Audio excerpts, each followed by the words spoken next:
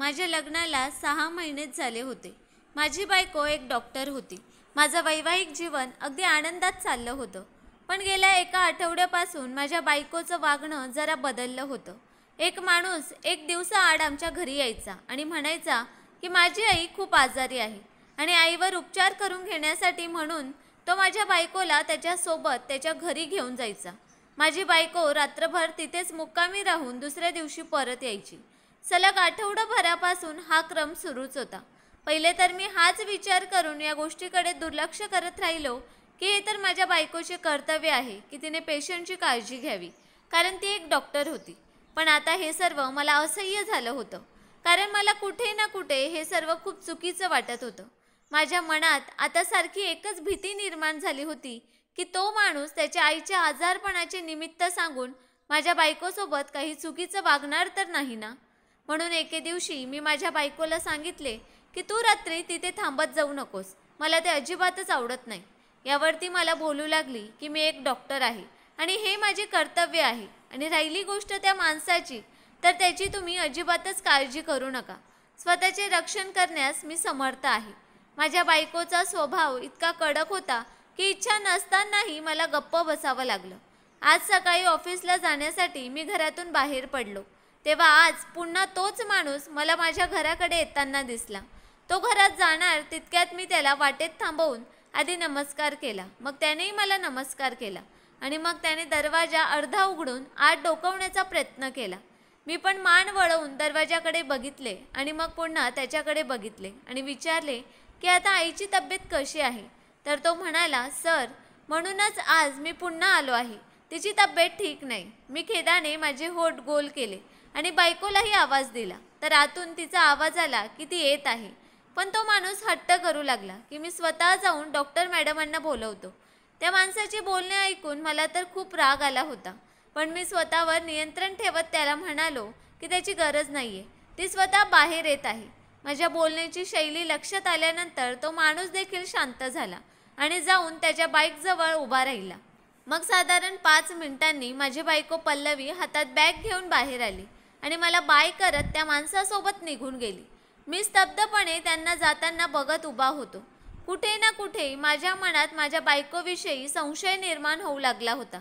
पण मला माहीत होतं की माझ्या बायकोच्या आयुष्यात जे स्थान माझे आहे ते कोणाचेच नाही.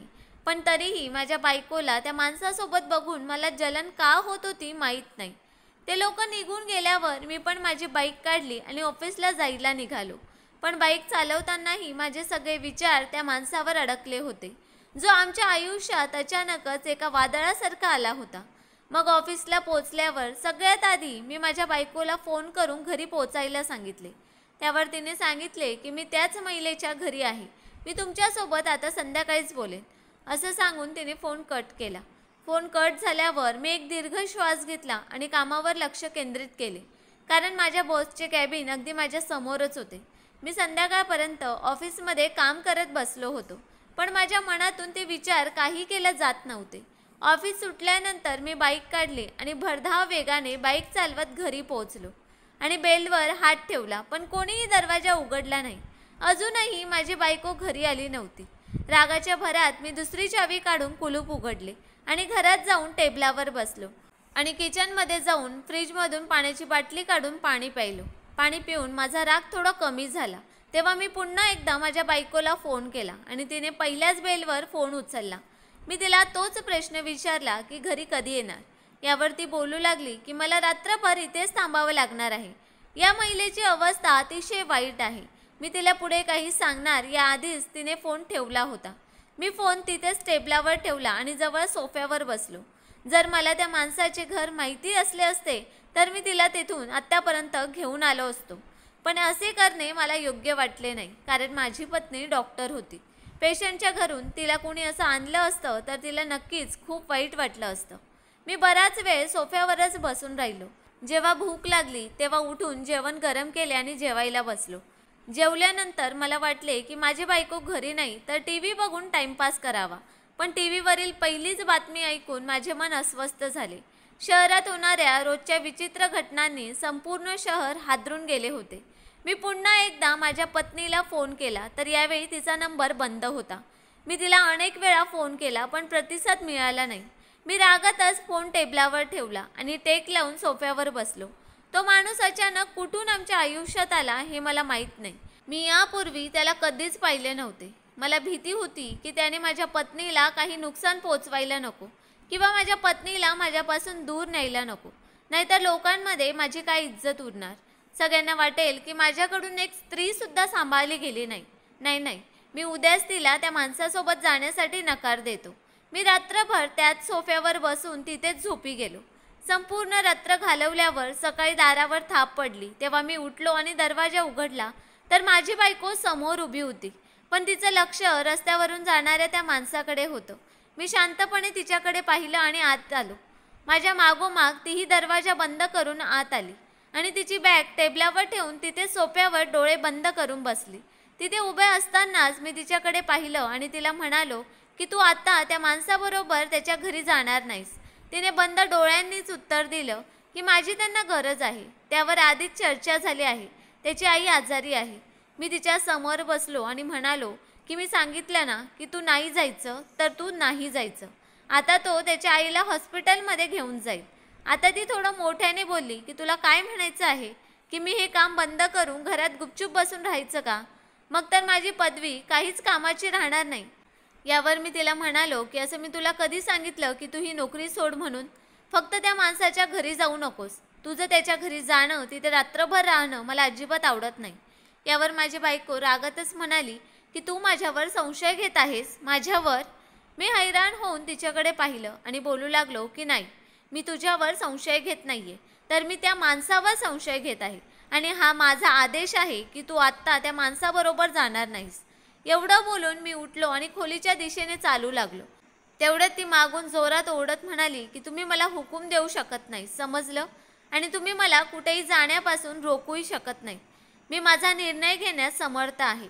ती इतक्या मोठ्याने बोलली होती की मी तिच्याकडे बघतच राहिलो आणि काहीही न बोलता सरळ माझ्या खोलीत आलो आणि ऑफिसला जाण्याची तयारी करू लागलो. तयार झाल्यावर नाश्ता न करताच घराबाहेर पडलो. मला वाटले की ती मला थांबवेल आणि नाश्त्यासाठी विचारेल, पण तसं काहीच झालं नाही.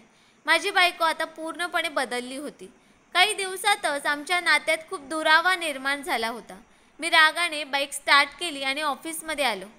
पण राग आणि भूक यामुळे माझं कामात लक्षच लागत नव्हतं.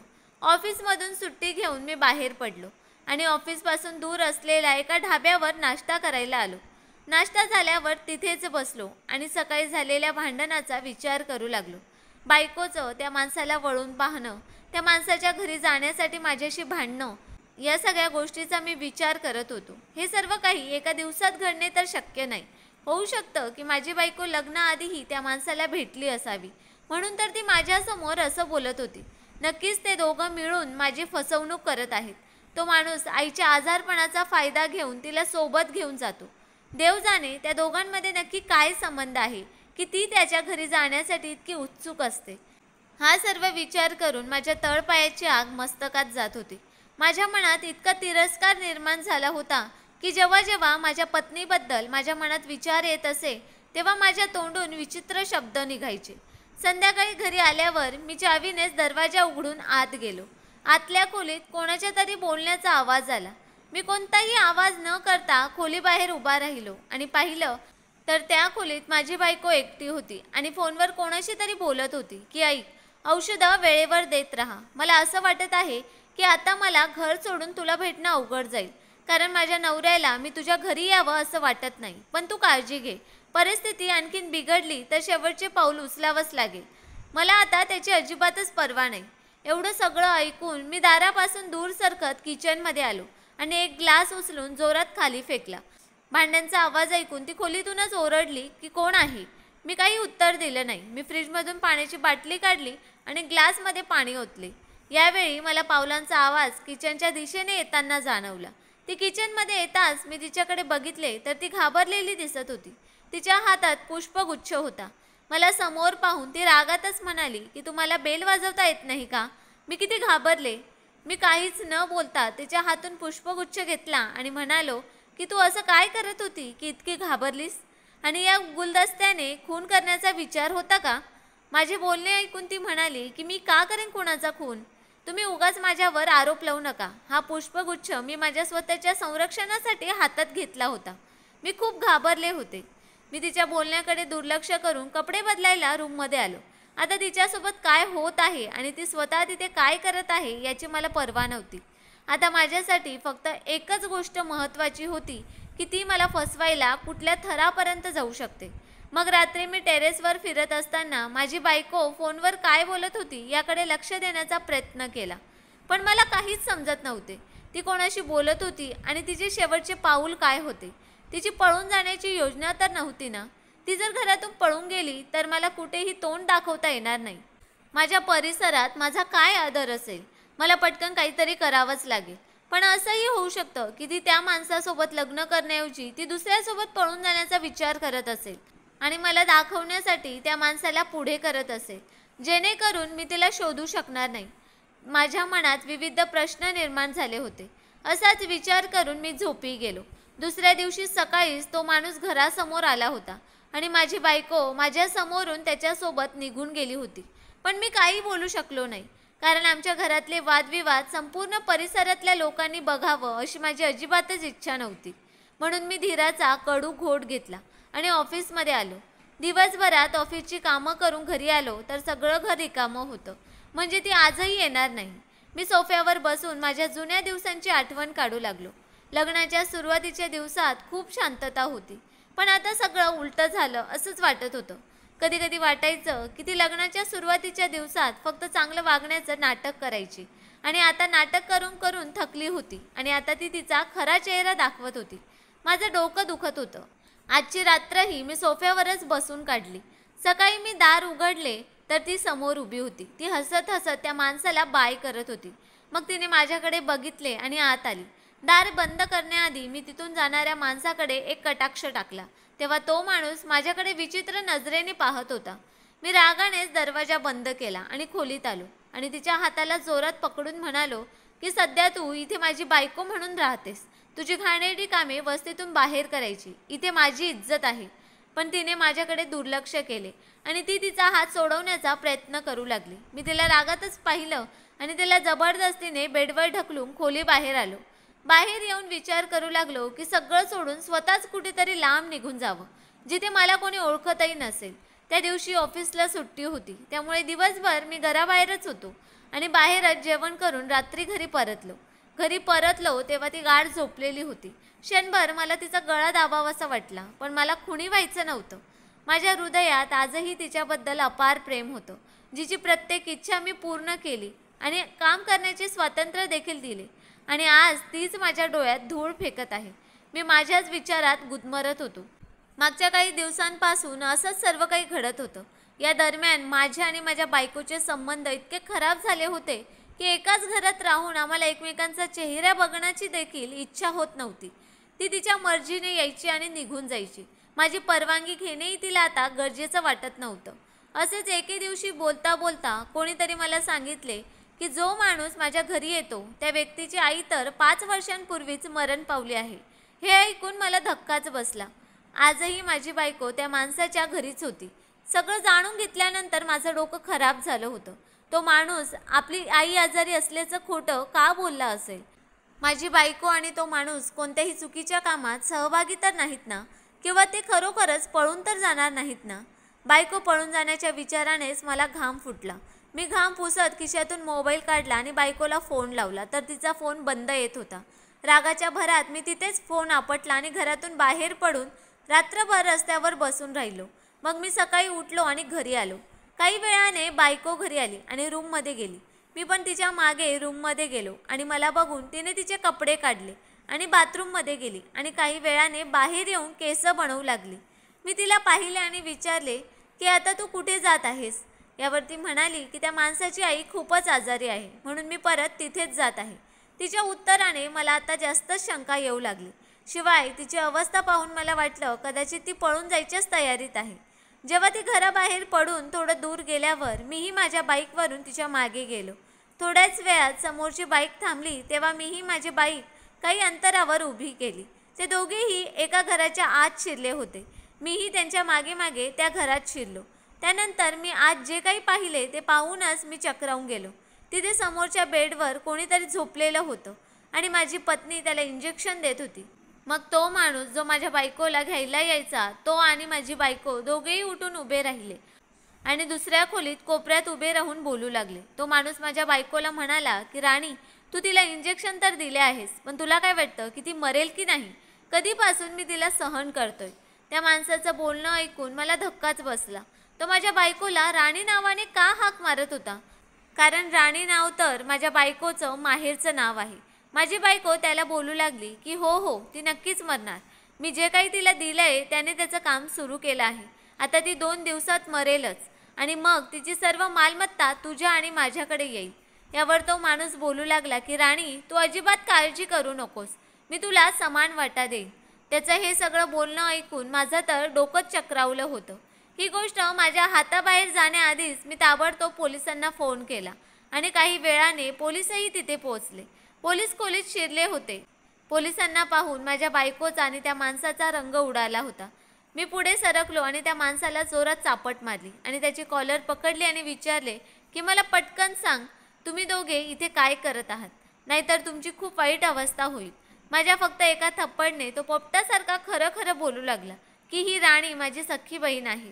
मला काही वर्षांपूर्वी माझ्या घरच्यांनी माझ्या लालची स्वभावामुळे घरातून हाकलून दिले होते आणि तुमच्या लग्नातही कोणी माझा उल्लेख देखील केला नाही, कारण मी त्यांच्यासाठी तर कधीचाच मेलो होतो.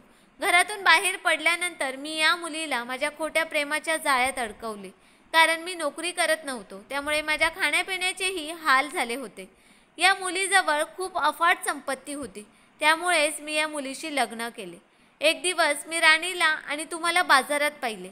मग एक दिवस मी हॉस्पिटलमध्ये जाऊन राणीला भेटलो आणि राणीला माझी मदत करण्यास भाग पाडले. राणीचा पहिल्यापासूनच माझ्यावर खूप जीव होता आणि आमची विचारसरणी देखील सारखीच होती.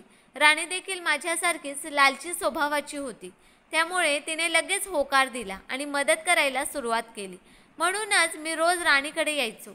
माझ्या बायकोने आणि तिच्या भावाने आपला गुन्हा कबूल केला होता, त्यामुळे पोलिसांनी त्यांना अटक करून न्यायालयात हजर केले. त्यांना जन्मठेपेची शिक्षा झाली.